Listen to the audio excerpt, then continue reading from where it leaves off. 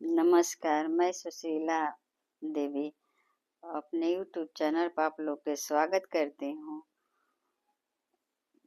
मैं लेके आई हूँ राधा और कान्हा के लोक झोंक गीत।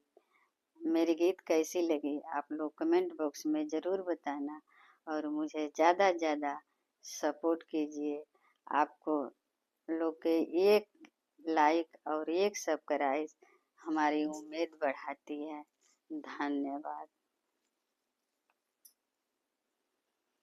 चान सुरुजवा पर घेरले बाबा दरिया, लंकावा के घेरले हनुमान रे बाल।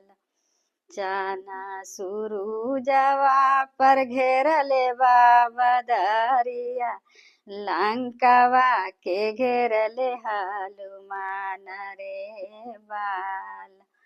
पतरी तिरिया के घेरले बड़े कन्हैया, तुहरे आचरवा दैया खैबो रे बाल। पतरी तिरिया के घेरले बड़े कन्हैया, तुहरे आचरवा दैया खैबो रे बाल।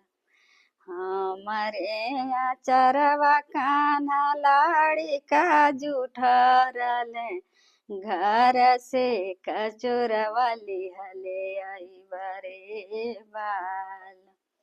हमरे आचरवा कान्हा लाड़ी का जूठरले, घर से कचोरवा लिहले अइबरे बाल। घर से कचोरवा लिहले अइबरे बाल।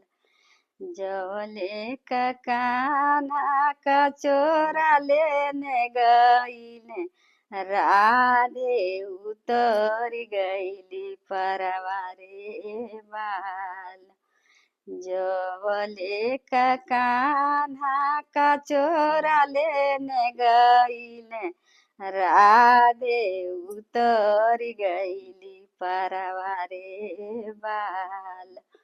पार भइली राधे अंगूठा देखवली, खाल कान्हा दहिया से लुअठवा रे बाल।